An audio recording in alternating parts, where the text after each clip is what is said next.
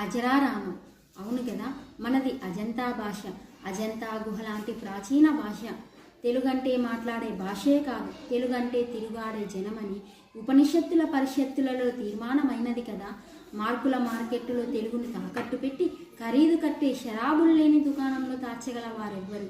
మనసున మొలకెత్తి నాలుకలపై నడయాడే ముద్దులొలుకు పసిబిడ్డ పాలుగారే చెక్కిళ్లను మార్కుల కరవాలంతో నరికేవాడెవ్వడు?